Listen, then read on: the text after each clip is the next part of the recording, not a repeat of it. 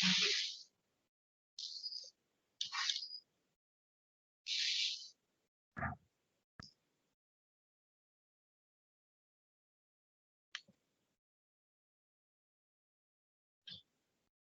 sir, ஆரம்பிச்சலாமா? Pradeep sir? Okay, sir. Start பண்ணிடலாம் sir. Yes, sir. Start பண்ணலாம். Very good morning to everyone. First of all, I thank our guest speaker, Mr. Karthik, for accepting our invitation to share his experience. And I welcome for today's session, Karthik. And I welcome respected faculty members and students for this wonderful session on automotive chassis systems and vehicle attributes. It's my great pleasure to me to introduce our guest speaker. So actually he completed his bachelor's in mechanical engineering in the year 2011, and he started his career in the year 2000, June 2011 as a graduate engineer trainee with the product development, design and development team in Rane TRW Steering Systems Limited, Chennai. Later he was promoted to the position of senior design engineer for advanced engineering function, and he also formulated the standard operating procedures for performing linear static and dynamic stress analysis on power steering components, which also included computational fluid dynamics for studying the internal behavior of fluids and hydraulics. He was acknowledged and conferred with maximum Kainzer Award thrice for implementing that maximum improvements in the field of design development and CAE. Later in August 2013, he joined the Chassis Vehicle Dynamics Engineering function at Volvo India Private Limited, Bangalore as a design engineer. He was responsible for optimizing the design of rear bogie suspension of Volvo and UD trucks up to 32 tonners with major cost saving ideas. Later he moved to Ford Motor Private Limited, Chennai in April 2014 as a component engineer in chassis engineering. Later, as a chassis integration member, he led chassis engineering teams from India, China, and Australia for the launch of Ford Ka and Ka Plus vehicles in Brazil. Currently, he is functioning as a suspension system module leader at Winfast LLC, as automotive is a startup headquarters in Hanoi, Vietnam, and responsible for the development of suspension corner module components, reinforcements, and crash beams. He also headed and collaborated with multiple teams across the globe with extensive working experience in Brazil, Malaysia, Argentina, South Africa, Thailand, and Vietnam. With those vast experience in automobile industry, he is going to express his entire experience. I think this session will be a very interesting and informative for everyone. I request all the participants to interact with the guest speaker so that everyone can attain a maximum knowledge, so we can extract our his entire experience from this session. So if you are more interactive, then we can gain a maximum experience, and what are the doubts, what are the clarifications you need for in case for finalists, it will be more required for in case for your career development. So I request you to interact and you can ask your questions. I think I assure that you will explain in a clear manner everything, you can solve your doubts. So I think the session will be more informative. And once again, I welcome Mr. Karthik, and I think I can hand over the session to you. Karthik, you can. Yeah. Hope my voice is audible now. Yeah, clear. Karthik, clear. Okay. Thanks, Pradeep, for the wonderful introduction. So it's a pleasure to meet one of my good old friend, Pradeep. So we did our college together, and it's always a warm gesture and for inviting me to deliver this guest lecture. And I thank Dr. Shivakumar and other faculty members of SRM Valiamai Engineering College for giving me this opportunity to deliver this address. And good morning to all the students who are out here on a Saturday, on a weekend. I'm going to torture you for the next 1 hour probably, but you can feel free to unmute yourself, try to raise questions, queries, anything which is related to automotive. I will be more than happy to just answer them. If not, I'll try to answer them separately after the session as well. So with that, let me just start my presentation. As Pradeep introduced, so I have about 10 years of experience in the automotive sector. Started my career as a GET in Rane TRW, which is a tier 1 supplier of steering components. And I've also worked with Volvo and also Ford. So all my examples will be revolving around these companies. And VinFast is my current organization. So it's a new automotive startup, which is headquartered in Hanoi, Vietnam, and they're into electric vehicles, combustion engine vehicles as well. So a little bit of premium segment, but yeah, I'll try to answer all your queries as I deliver this address on the automotive chassis systems and vehicle attributes. So let me know once you see my screen so that I will start the presentation. Can you guys see my screen? Sir, screen visible, sir. Screen visible. Oh, okay, all right.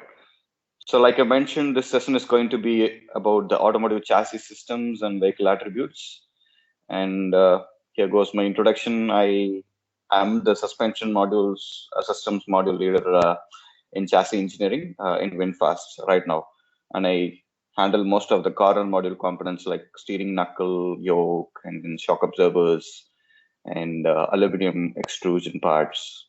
So yeah, that's basically about my introduction. So we'll move on to the presentation. So first session would be about the automotive chassis systems. So I'll be taking through the basic concepts and principles of the chassis components, systems, and how they function, predominantly on the braking, steering, and suspension attributes later in the second session.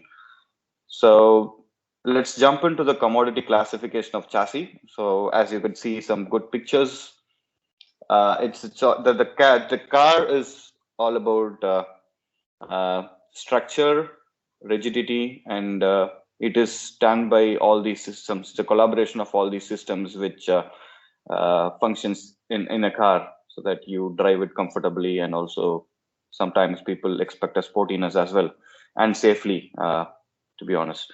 So it is classified into 4 different systems. One is suspension system, which is again heart of the chassis, and then wheel, jack, and tires basically supports the vehicle. Brake and pedal system, which is again, you know what happens when a brake fails. So it's the critical system in an automotive vehicle. And then the steering system, which of course helps you in the maneuver and steering the vehicle in the right direction. So let's see a little more on the suspension system, what it does, and how those components looks like in detail in the subsequent slides. So the function of the suspension system is to support your ride and handling of the vehicle. So it also helps you in the straight head controllability. Any vehicle on a highway should be going in a straight line, right? Unless you wanted to overtake or take a turn. So that's how the suspension system comes into picture. So it helps you with the straight head ability, and also it is an important thing to note that it also helps you in the steering as well, the suspension components. Moving on to the wheels, it supports the vehicle loads. It is connecting the driver and the passengers to the road.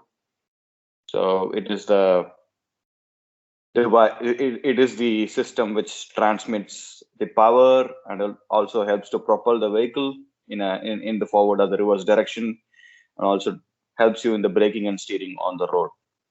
And it also acts as a damper, because the tire is a rubber component. It also acts as a damper so that all the vibrations coming into the car, it will be quietly absorbed by the tire, or the 4 tires or the wheels, in a subtle manner, so that you don't receive any impacts to your body or to the other passengers in the vehicle. And next is the important system, which is brakes and pedal. It helps you to stop, of course, brake the vehicle, decelerate, and it'll also help you in holding the vehicle in a slope condition or in a hill.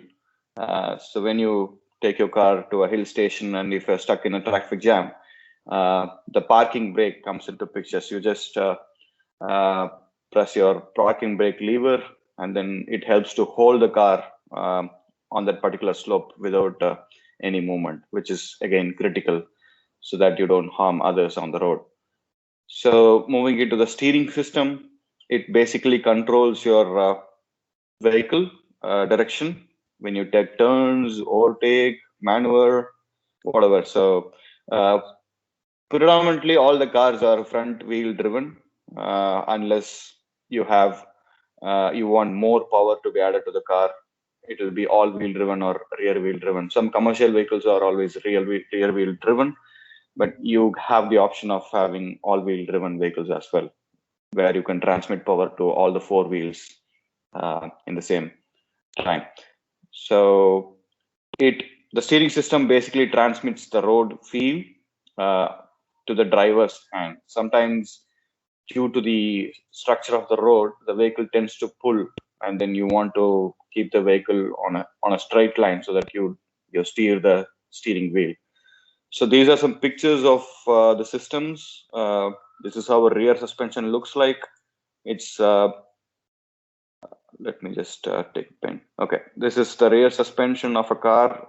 This is a semi-independent suspension. We have different types of suspension as well in an automotive vehicle, but it depends on the comfort and the ride quality which you need. So when you have a multi-link suspension in the rear, the cost goes up, and you have more comfort when you're driving the car because of the arrangement of the links. And the front suspension, this is again an independent MacPherson front suspension system. MacPherson, of course, he was basically a lawyer who invented this suspension along with his friend and patented this design, which involves two struts mounted to a knuckle, and it could be an independent suspension in the front. Similarly, you have the brake system here, and then the steering system where you have the steering column with a motor, and then the rack and pinion steering gear on the bottom of the vehicle connecting to the front wheels to steer the wheels in the right direction. Moving on, we will see a little bit of details of all the functions. First, let's go with the brakes and pedals. So what it does, it stops or decelerates the vehicle by converting the kinetic energy. So a little bit of physics is involved. So kinetic energy of the vehicle into thermal energy by friction contact at the wheel ends. So you could have disc brake system, drum brake system. It basically does the same function, but the components will be a little bit different, and the braking distance, the braking power, it will differ for different systems available in the brakes. So this is the primary function of a brake and pedal system. And sometimes, as I said, it holds the vehicle on the slope. So as you can see, this particular car is trying to climb up on a hill. And if you need to stop the vehicle, you don't have to press the brake pedal, but you can just pull your parking brake so that it holds your vehicle at that place for until you release the parking brakes, of course. So this is the secondary function of a brakes system. So these are some components which are delivering the functionality. So it's nothing but a Pascal's law, which you have maybe read in your engineering physics in your first year, or 10th standard physics. When you exert pressure at a particular point in a fluid, it is equally distributed in all directions. And of course, as the area increases, your pressure also increases. The force is multiplied. That's how a brake system works.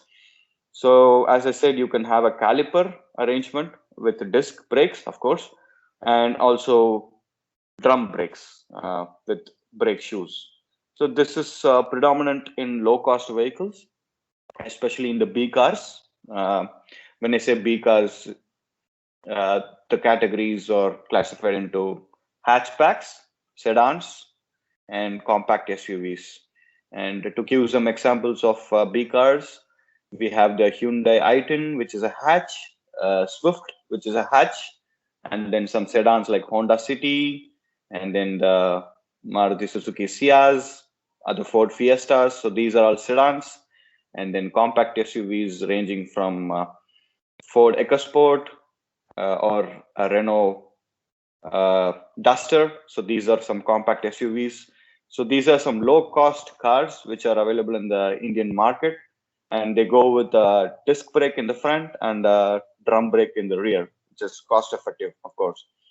So as I explained, you multiply the force using the Pascal's law. So the driver operates the pedal over here, which is your brake pedal, of course. So when you apply the pedal, the force gets transmitted in the form of pressure, which is applied into the brake booster, which then multiplies the force and then distributes it to the four channels, four wheels. So front, left, right, and rear, left, right. So the brake force is multiplied and equally distributed to the four corners of the vehicle so that you have an efficient braking system. Sometimes you use the ABS and the ESC modules, which is advancements in the automotive industry. ABS stands for the anti-lock braking system, and the ESC is the electronic stability control system, where you have a computer, basically a computer which controls the brake force applied on each corner of the vehicle. So when you own a vehicle which has ABS or ESC, you can control each corner or each wheel in a separate manner so that the vehicle doesn't skid, or you can apply a large amount of force at once so that you have an emergency stop. So that's basically what a brake system does, and ABS, ESC modules are, of course, the advancements in the industry. So let's move on to the next system. Wheels, jack, toolkit, and the tires. Again, an important system in the vehicle. The primary function of these car tires is to provide an interface between the vehicle and the road. And sometimes it supports the vehicle. At all times it supports the sprung moss, which is basically the body of the vehicle with all the interior components and the passengers, of course. And then it has the ability to provide support when the vehicle is trying to start, stop, or turn around in corners due to the friction between the tire and the road surface. And as I said, it also acts as a spring and damper system. So since it is a rubber material, so with the elastic behavior, all the vibrations which is coming onto the tire can be absorbed in a subtle manner, and you can't have a smooth road, right? We always have irregularities in the road. So those irregularities are contributors to vibration and harshness, which will be absorbed by the tire due to its plastic nature. Elastic nature. Pardon me. So the image what you're looking at is called as the tire patch, and on the left hand side you have a human hand. The meaning of these two images is that the tire patch is actually the size of a human hand. So this is responsible for the friction between the road and the tire, and this contact patch is the entire support system or contact system for your vehicle with the road. And these small patches of rubber, they guide us safely in a rainstorm or a thunderstorm, or when you turn around in a corner in a accelerated condition. So, and also to negotiate potholes without any damage. So small things does matter, and an example is the tire patch, which is very small to the size of a human hand, which is an important aspect in the interface between a vehicle and the road surface. And on the right, you have the tire nomenclature system. You would have seen the numbers on the car tires. There are some certain parameters which is being represented in the form of numbers. So 185 is nothing but your width. We call it as the section width, the total width of a tire. 75 is an aspect ratio. It is a percentage of the width with respect to the height of the tire. So when it is 75, you take 75 percentage of the of 185, which will be your section height. And section height plays a major role in terms of controlling ride and handling and support of the vehicle. R is nothing but the radial construction. Almost all the tires in the vehicles are radial tires, which has different plies in the rubber threads. We also have steel plies, polymer plies going across the tires. 14 is the size of the rim or the wheel, which is denoted in inches. So as you can see, the rim diameter here, if it is R14, it is 14 inches of diameter for the rim. And load rating is something which is dependent on how well you're loading your vehicle. So there is some saturation limit for a tire or a wheel system to sort of support your vehicle weight. So if you go beyond that, you will have failure issues. So that's why we have the load rating for a tire. So that's basically about the wheel and tires system. We will move on to the next system, which is my favorite, front suspension system. So I have developed components for B cars and all the pickup trucks and some higher end vehicles like Endeavors and the Rangers. So all the front corner components. So this is a typical MacPherson strut suspension system, where you can see a shock absorber mounted along with the spring mechanism, which absorbs the load from the vehicle, and the steering knuckle, which is responsible for holding all the components together. For example, the front hub where your wheel gets mounted, you have the wheel studs, which is indicated in blue color. So the wheel will be directly fitted onto these studs, 4 studs. And I have hidden the brake components. The brake caliper comes in this region here, and then the brake disc is again fitted into the hub. And you also have the steering rack over here, which is aiding in steering of the vehicle, which is connected to the steering knuckle over here.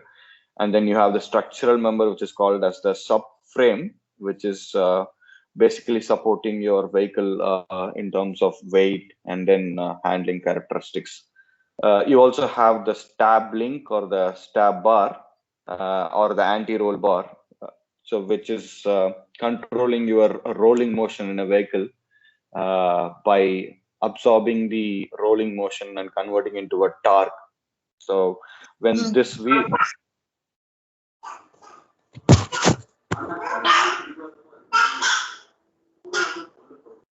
I think somebody is not happy today. Okay, so when this wheel moves up, the upward motion is converted into a torque, and then this structure twists so that it absorbs the load in an efficient manner.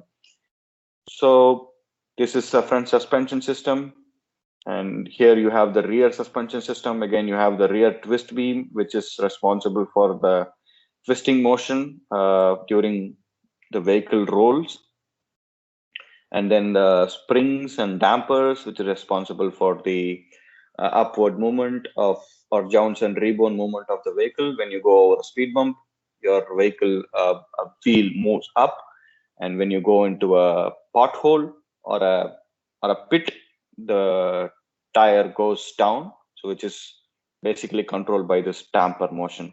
So we have some hydraulic system inside the dampers, like a piston rod, and then some fluid which goes up and down into the reservoir to enable you with that movement. And similarly, you have the rear bearing unit where your wheel gets mounted, and then the brake components are mounted here as well. So this is basically a rear suspension system. And coming into the steering system, you have the steering wheel, which is primary support or input from the driver, and then which is connected to a electronic power assisted steering column. We have different power steering systems in all. We are predominantly using the electric power assisted systems where you have a servo motor attached to the steering column.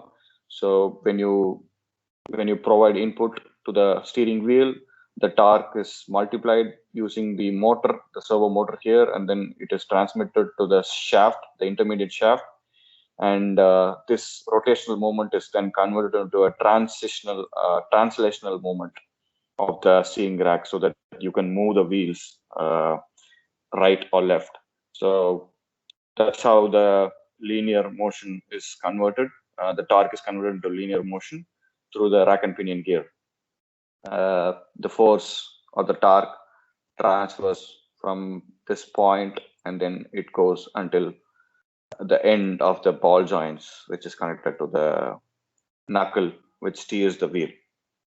So this is basically a column mounted steering system. We also have rack mounted EPAS systems where the motor is directly mounted on the rack and pinion gear, and this will be a simple shaft mechanism.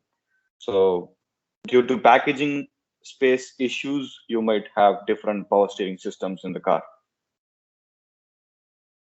All right, so basically these are the chassis components or the systems which will guide you in handling or driving your car. Do you have any questions till now? If you have any queries, you can just unmute yourself and shoot the question. So the second session would be about vehicle attributes. Any doubts? If you have any doubts, you can clarify now.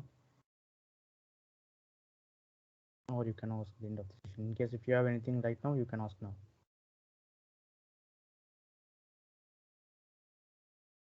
Any doubts? I think they will be asked at the end of the session. Okay, no problem. So I will move to the second session where I will also show some videos for you to probably understand a little more about the vehicle.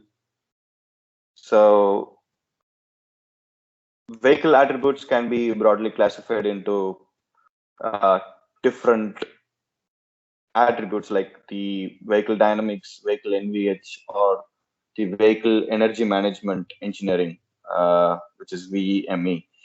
So vehicle dynamics has 4 subcategories where you have ride, steering, handling, and then the braking.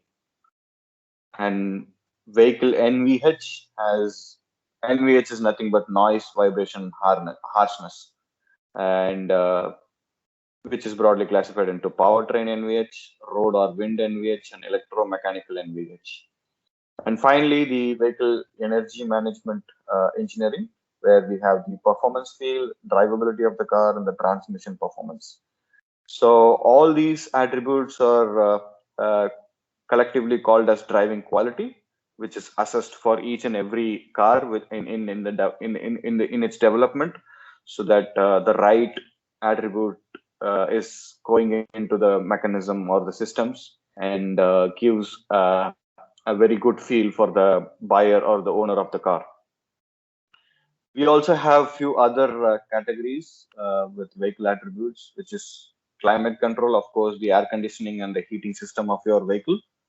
Seat restraint performance, which includes the comfort of your seats in your cars. And then restraint is nothing but the seat belts, the behavior of your seat belts, and the airbag system in a vehicle. Visibility and packaging is another feature where it represents how well you can see the road or the traffic when you are inside the car. Functional hardware is again the collective components such as the ESC modules, the computers, basically the computers inside the car, the ABS modules, the power steering control system, and then the airbag control system, the engine management system. So these are all collectively called as the functional hardware.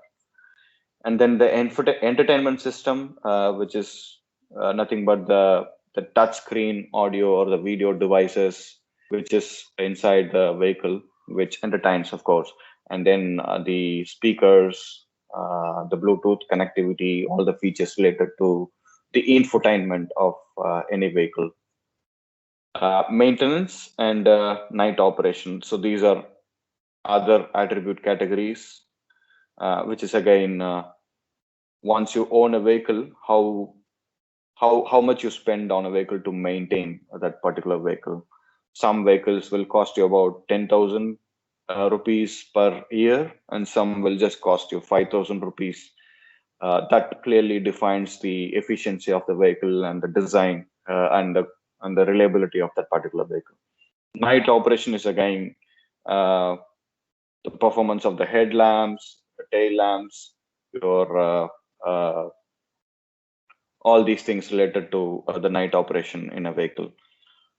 So with that, let's go into the steering attributes, which is again classified into parking, maneuvering, straight head controllability, corner controllability, and steering disturbances.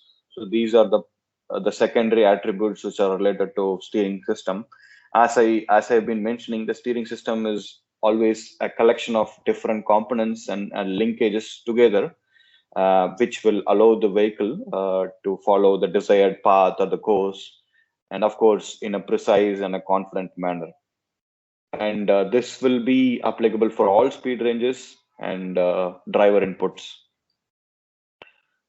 I will show a video of the steering system so that you have a better understanding.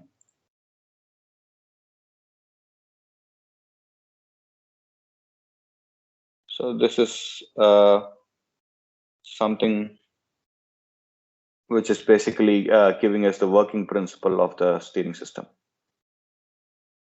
There is no audio on this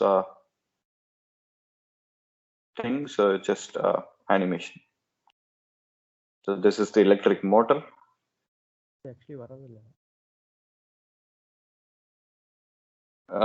you're not able to see the screen? that slide was there. No, sir. No, sir. No, sir. No, sir. No, sir.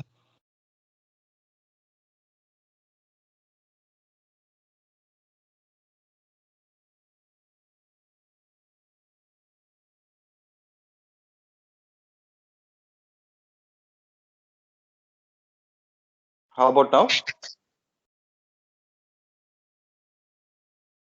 Can you see my screen now?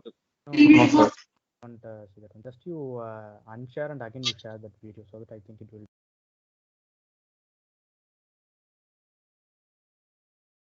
Yeah. Okay. Yes, sir. Yes, sir. So this is the working principle of EPAS, or the electronic power steering system. So you have the steering wheel over here, and then the servo motor, which will multiply the torque given by the driver. So as I said, if the motor is directly mounted on the rack, it is called as rack assisted power steering system. Here we are seeing a column driven EPAS. So this is the torque sensor. It senses the input torque from the driver with the steering wheel. That's how it moves. So once you give an input, it goes into the linkage, and then the torque is sensed, and you have the computer or the control module, which sends signal to the engine control module, so which gets the speed of the vehicle. There are a lot of inputs which is required to perform this operation.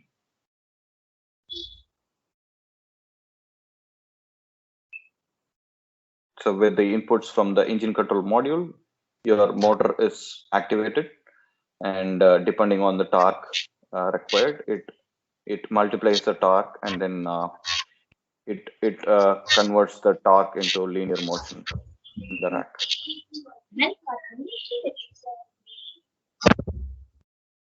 Yeah, so that was about the steering system. Now back to the presentation.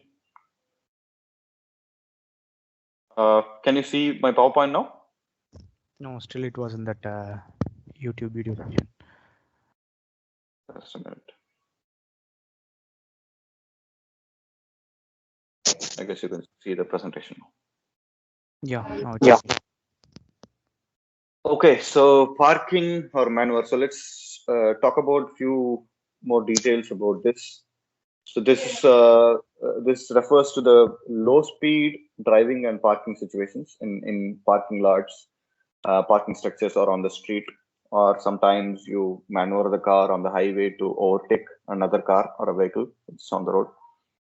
So it depends on the effort required to turn the steering wheel. As I said, electric power steerings are very efficient.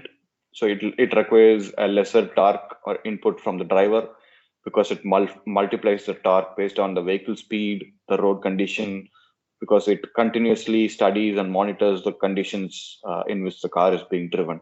So, and next is on the returnability. So when you turn the steering wheel and then once you take off your hands, it has to come to the initial or the zero position. And if there is any lag, it means that the linkages are not properly designed. So we have some thumb rules and design guidelines how to make it happen with the bearings and then thrust bearings and then the linkages in the vehicle system.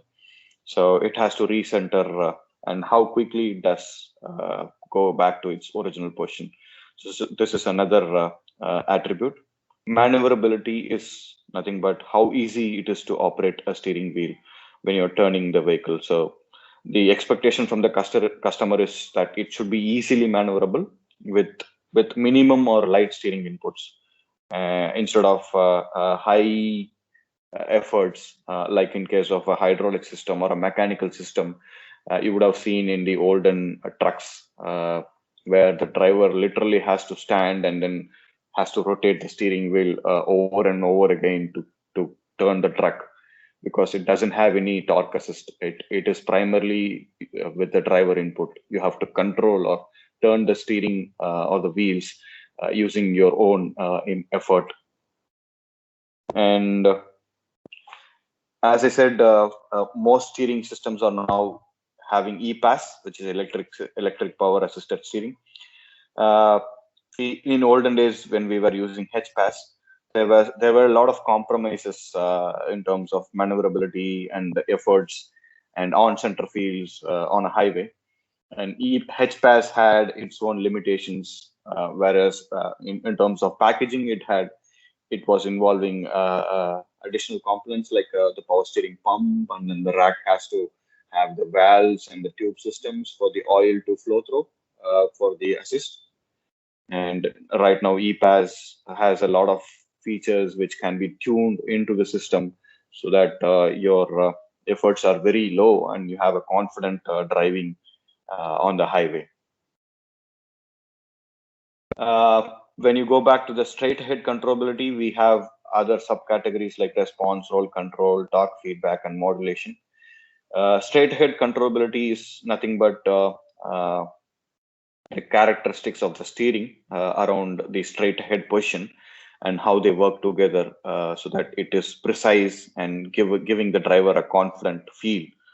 And these characteristics primarily are because of the vehicle reactions and the torque feedback with respect to the steering corrections that are done by the driver to keep the vehicle in the straight path or when he's changing the lanes.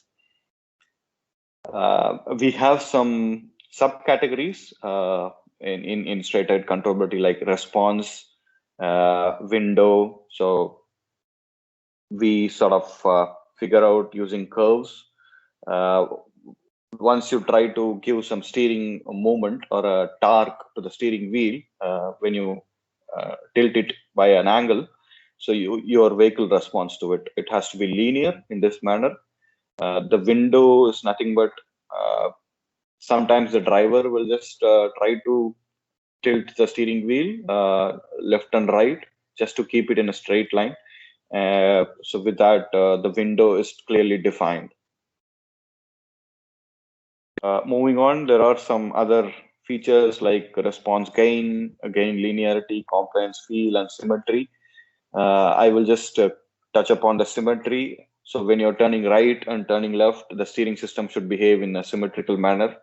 For example, if you're tilting the steering wheel by 10 degrees, or you have one complete turn on the right hand side, the wheel should have tilted in the same 10 degree. Or if you do in the other way around, when you are tilting the wheel on the left hand side or giving the steering wheel one turn, the same 10 degree has to go into the left hand side wheel. So that's called a symmetry. Compliance feel is nothing but how well your steering or is connected to the road. So once you give the input, you should feel that the wheel is turning to the right or left, depending on the input from the driver. So it is a feel about flexibility and connectivity to the road. So some drivers need this feel to be confident about his driving. So as I said, this is a symmetry graph. This graph is something which is denotes asymmetry or which is not symmetrical, because on the right hand side it has a linear curve, and on the left hand side it is a different linear curve. This should be because of some linkage issues or the physics of the mechanics of the vehicle geometry.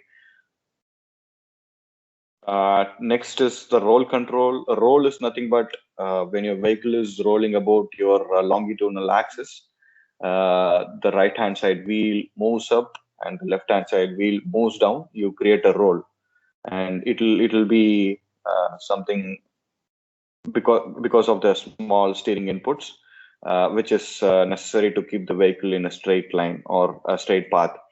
And this also applies when you're changing lanes, trying to smoothly maneuver or overtake. Next is the torque feedback. When you are providing an effort to the steering wheel, there are certain aspects which is determining your torque, which is going into the steering system, like torque deadband, buildup, linearity, friction feel, and effort. Next is about the modulation. So this describes the relationship between the steering wheel torque, the steering wheel angle, and the vehicle response for small steering inputs. Again, we have a video here. This is performed by a popular stuntman called Van Damme, where he was standing on top of two Volvo trucks, and they were operating in the same speed, but this is something which is representing the amount of precision in the steering system in a truck. So let's just look at this video.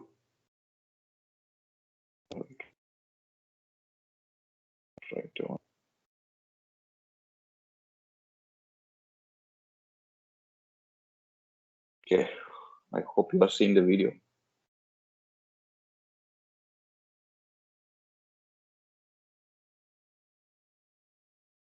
So as I said, this is performed by a popular stuntman.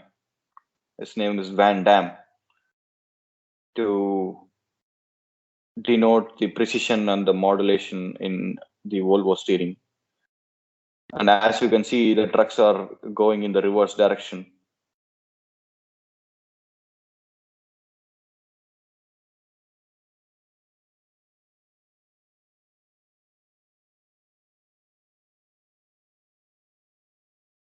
So this is something which denotes the precision in the steering. So there are two different drivers, two different vehicles, two different steering systems, and then they both control their steering in a particular or a precise manner, so that this stunt was performed to denote the dynamic steering of Volvo trucks. It denotes precision, stability, and you can you can name any word for a better steering. So that's how you have the precision in a steering system. We have cornering controllability. Again, this is about how well the car is behaving when you are driving through a corner, how it is responding, the control of your roll, the torque feedback, returnability, and modulation. Previously, it was straight ahead controllability. This is about cornering controllability. So these are some steering attributes which goes hand in hand together. So I have another video for this corner controllability, which is again performed to denote the precision and accuracy of the Volvo steering system. Let me try to share it.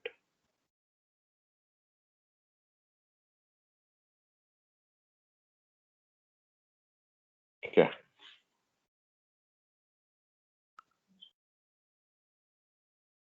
So here you're going to witness something which is crazy. There is a hamster which is going to drive the Volvo truck in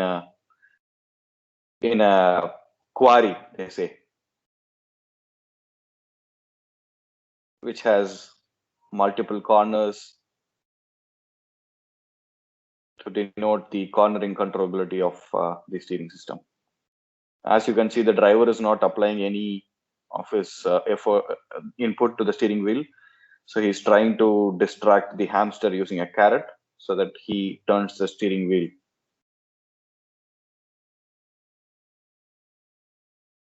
That's how precise your steering is on the corners.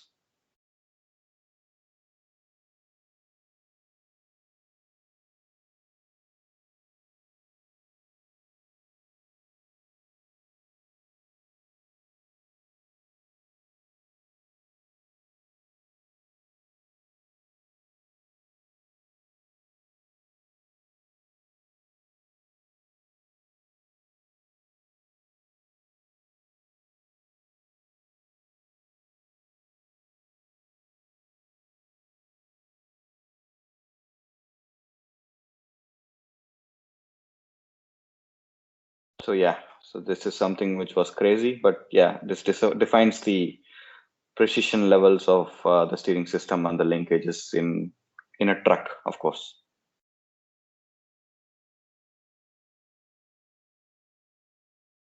So let's continue with the presentation. We have, I think, 5 more slides. And we have some features of the ePass system. It's called the Active Park Assist, which can be configured into the steering system using sensors and the software.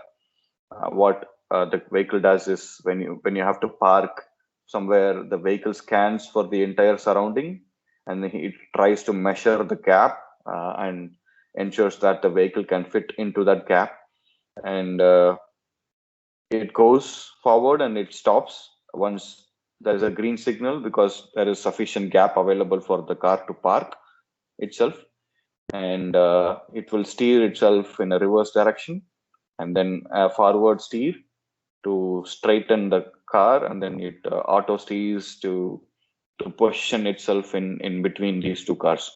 This is something which are some advancements in the steering system. It can be possible only with electronic power assisted steering, because it's all controlled by the software and the tuning parameters inside the modules, which is nothing but a computer.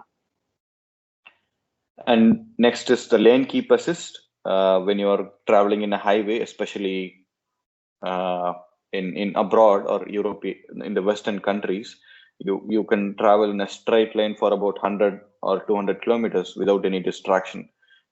So in that case, it has to be in a same lane. Sometimes you have strict, if you violate the lane principles, then you will be fined. So this is very important in some countries where you have some separate lanes for different speeds.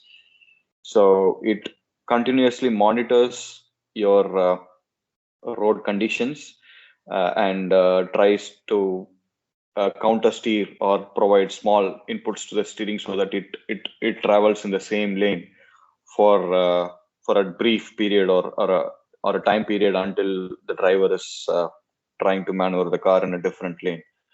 So this is another advanced feature of your ePass. So this is how it is being done. So it has a camera mounted on the front of the vehicle. So it scans the entire road surface and as per the tuning parameters and then the softwares, it tries to mitigate lane 0 and lane 1 or lane 2. It classifies its lanes and then the curves in the road, and it plots the reference angles. And once the road takes a curvature, it tries to steer the vehicle on a particular direction so that the car keeps itself in the same lane. Again, these are some advanced features which involves cost as well. The next feature is the pull drift compensation. In some roads, especially in Australia, what we call as the crown roads. The roads will be sloped on one side. This is to ensure that the rainwater is not stagnating on the road, so it will just automatically drain to the other end of the road where you will have the drainage system. So in these conditions, there'll always be a sloped condition of the road, and then it is impossible for the driver to hold the steering wheel all the times to compensate this sloping condition so that the vehicle travels in a straight line. So what happens is that the sensors measure the angle of the roads, and then the lane conditions. It differentiates the lanes using the curves and the tuning parameters, and then it provides some steering torque, a small steering input, so that the vehicle stays in a straight line. So which is called as a pull drift compensation. Because the vehicle always try to pull when the road is sloped in a sloped manner. Active nibble control is another EPAS feature where there certain imbalances are caused by tire force variation or brake disc influences, which will be felt by the driver. So when this comes, the vehicle automatically try to rotate in a particular direction. To ensure that this is not happening, what happens is that there is a circuit or a specific tuning parameter which is given or predefined in the software of the electronic power assisted steering, where depending on the vehicle speed and the assist curves, there will be a counter torque which is given to the steering wheel to avoid this nibbles which is coming into the steering wheel. So this is how the circuit looks and how it operates. Let's not go into details about this. Final slide is on the braking attributes, which involves initial light braking, moderate braking, medium or maximum braking, and braking distribution, disturbances, and then parking brake. So these are some features about the braking.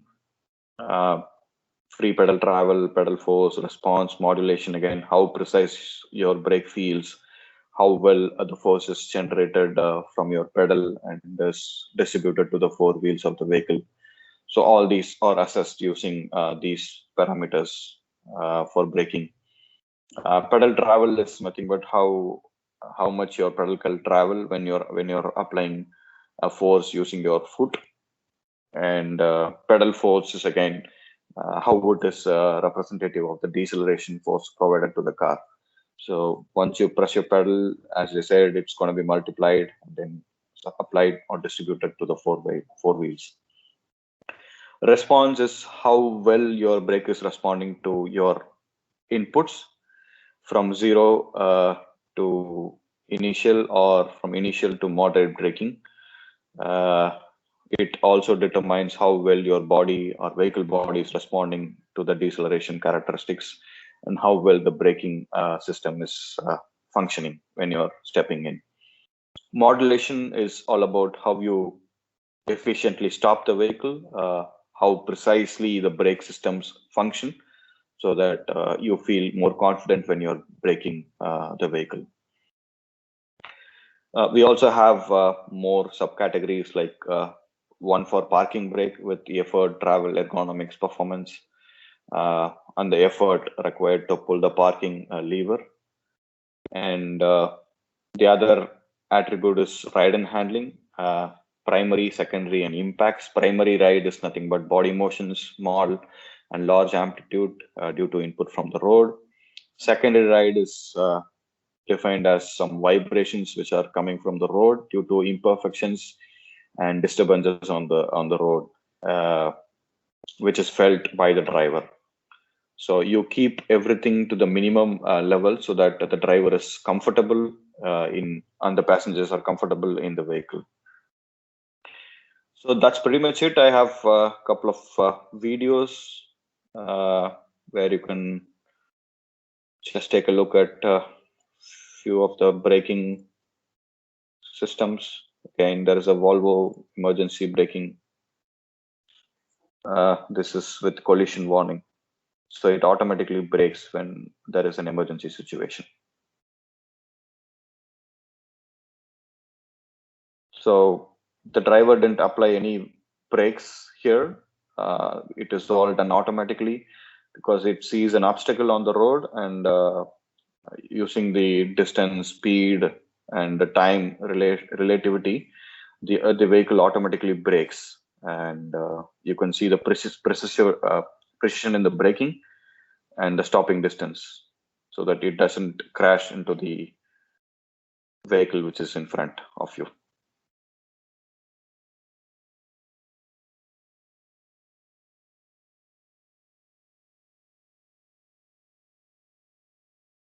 So yeah, so these are some advanced features of the braking system. And similarly, I will just take you through the lane keep assist and the park assist system from the Ford vehicles. So as I said, this system allows you to travel in a straight path or in a particular lane, even though there are a lot of curves and corners in that particular road. So as I said, it has a camera. It continuously monitors the road conditions. So you have a switch to turn it on.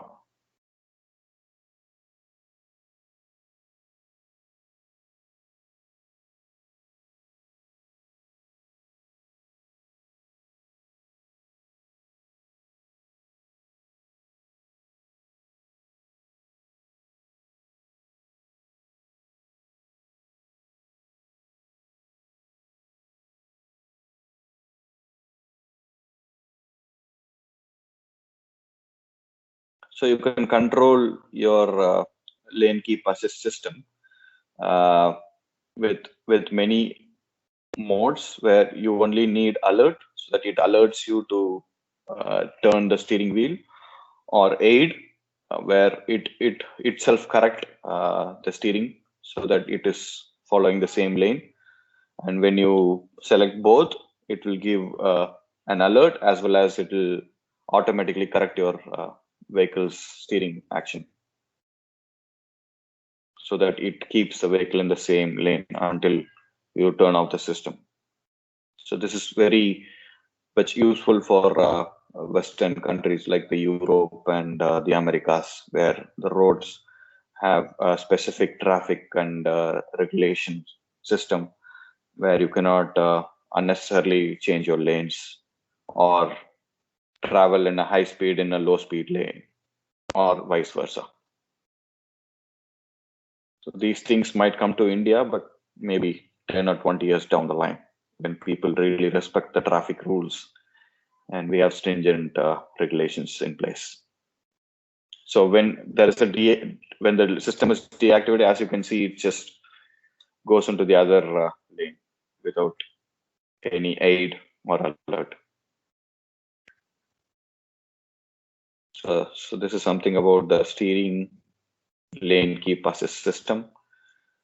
One final video on active park assist, where your system or the vehicle will park by itself without any driver intervention. So it scans, it measures, it goes forward, stops, and then it reverses. It's all done automatically by sensors and the software which is inbuilt into the vehicle. So this is how it will be displayed in the car. So the driver just has to sit inside, doesn't have to operate a steering, brakes, or accelerator. It is all done automatically.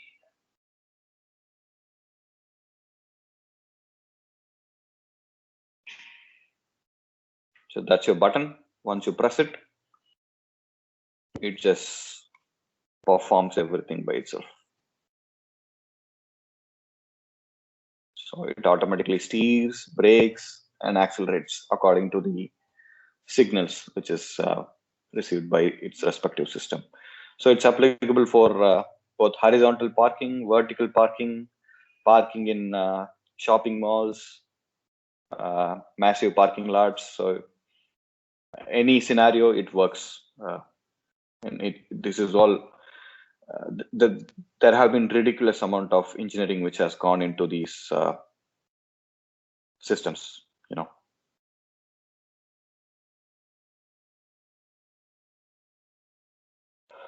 So yeah, so that's pretty much it. I guess I've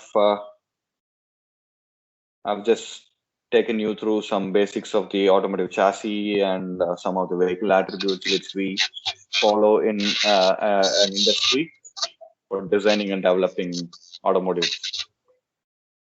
vehicles. So thanks for your time. I'm sorry if I was boring, but yeah, that's how most of the automotive subjects are. But it's really interesting once you sort of Sir, give your full attention. So if there are any queries, I'll be more than happy to. Yeah, go ahead. sir, I'm Mohan Prasad. Sir, I am second year mechanical engineering student. Sir, I am interested in automobile industry, and how can I prepare for that, sir? And I also have an idea of keeping a small scale industry, like making spare parts for automobiles products. Sir? Okay. An important question, but yeah, completely out of subject. But yeah, I'll try to answer to the best in a best possible manner, which I believe I've taken interest. Yeah. So if you want to get into an automotive sector, How should I approach them for my? Yeah, let me try to answer. What you have to do is you need to be strong in your basics, your engineering mechanics, engineering metallurgy, kinematics of machinery. So you have to be strong in these subjects so that you know how any system works, and then try to do as many practical on-the-job trainings as possible. Go to a nearby workshop, approach a family member or a friend of yours, try to get an internship in one of the automotive manufacturer, component manufacturer.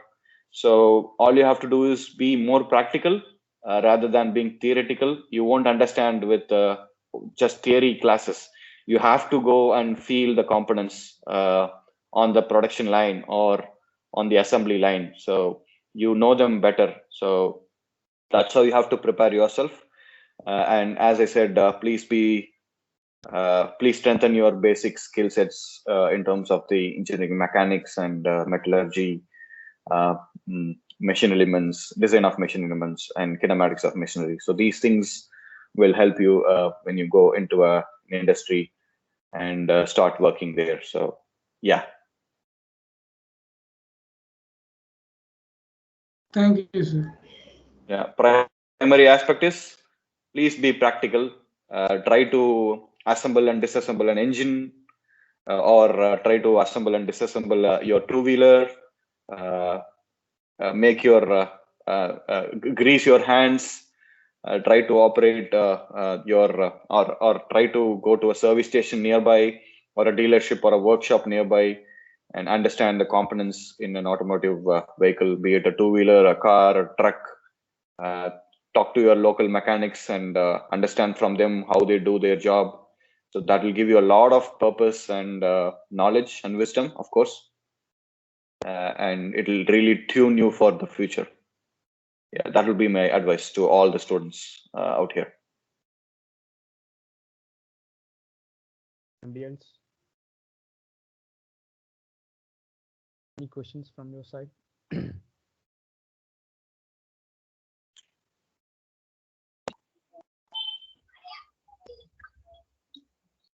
So a small discussion, sir. How much price of the electrical steering system will be coming under new costs for electrical braking system alone? Now Are you, simply using hydraulic or some oil. So going for electrical means how much additionally you have to attach separately is possible for my own vehicles. it is very difficult to change the steering system in a current existing vehicle, because the systems and packaging are it is very much cumbersome. So when you're talking about the cost, the hydraulic system, which is involving a steering pump, mechanical column, and then hydraulic steering gear, it would cost you around 7,000 rupees. And when you go into an electronic power steering, it will cost the double.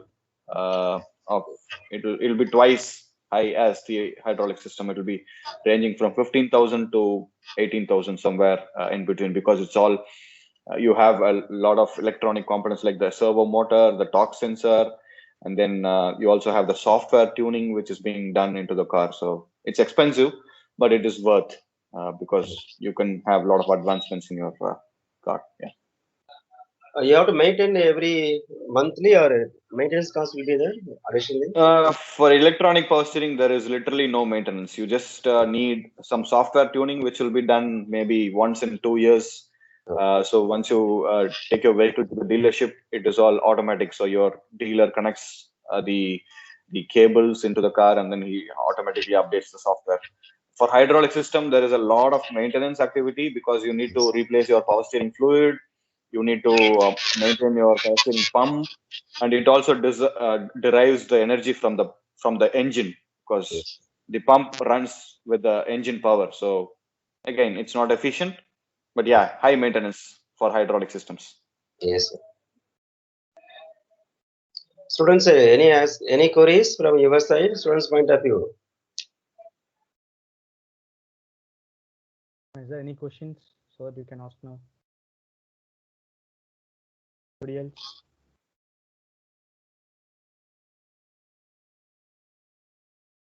Actually, they are messaging that they can't turn on their mic.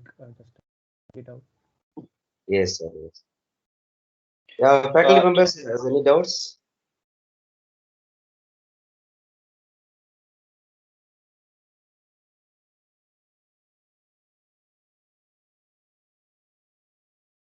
I will provide my contact details to Mr. Pradeep. So if you have any queries related to automotive industry, how to prepare for an interview, how to tune yourself for a job which you might wish, you can just contact me through email or LinkedIn. I'll also give my LinkedIn contact details to Pradeep. So you can just email me or contact me through messages, so that I can probably respond to you. I'll be more than happy to help you. Sure. Few of them are just WhatsApping me, but they are unable. Is there anyone? Actually, Kirti is messaging. Is there anyone to ask questions? So 2-3 guys are messaging, but they're unable to turn on their mic. Maybe they can also put it in the chat box. I don't know if chat is available. Yeah, it is there. In case you're unable to switch on your mic, you can post your questions in the chat. I think the chat is visible. I think you can see that one. Sir? Yeah. Sir? Hello, sir. Yes, go on. Sir, I'm a mechanical engineering student, third year. So the lane keep assist and the park assist, they use some softwares you told. So what are the softwares they use?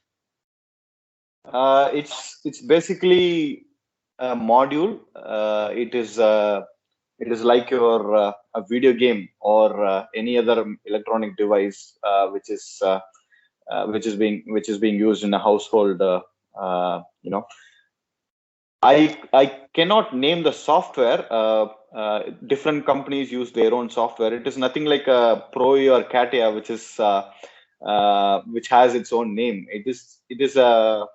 Sometimes it is developed by TRW. It's a supplier, or Continental. So their brand name is same as the software name. It's a Conti software or a TRW software. They don't have any names. It is just a parameter or a tuning which goes into the system, which is pre-defined and stored in the module, which is the power steering control module. So it interacts with your vehicle systems, like the engine speed. It takes the engine speed and all the sensor data which is available, and responds to it, responds to the signals which is received. So it's basically, there is no software name for all these things. It is a lane keep assist. It is a lane keep assist, and if it is a active nibble control, it is again same.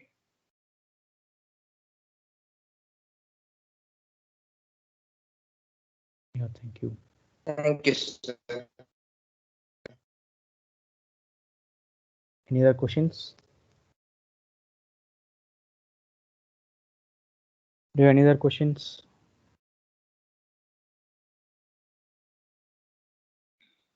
Okay.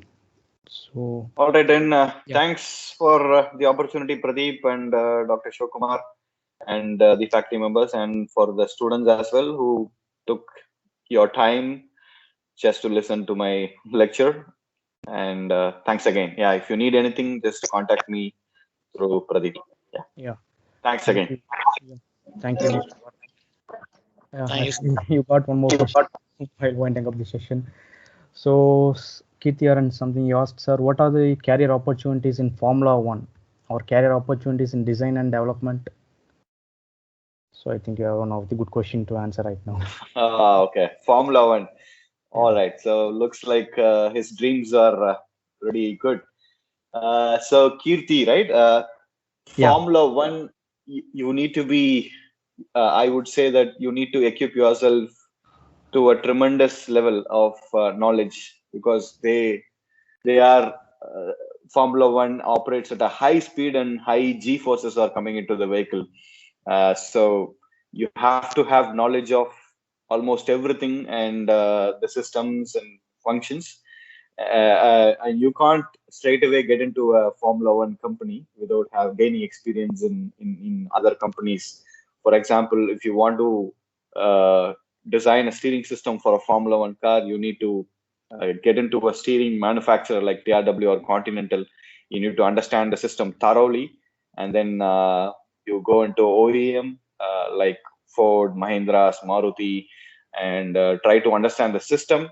Uh, the first would be a component level understanding, and then the system level understanding, how you integrate your system along with the components, and how you interact with the other systems in the car. So you need to have a strong knowledge about all these things, and then I think it involves multiple rounds of interviews. One of my friend, I think he used to work for one of the Formula One companies, and I think they literally only had 12 vacancies, and there were a lot of people who applied to those 12 vacancies. Not only it was across the globe, and then they had multiple rounds of interviews, and they are looking for some strong aptitude and problem solving skills, and also expertise on the knowledge on the systems. So it takes a lot of effort, but it is not impossible. So keep doing your things, keep following people who are working in those industries. You can contact them on LinkedIn. You can try to understand what they did to be in a position where they are, and then strengthen your skills. Yeah, it's all about your skill sets, which matters.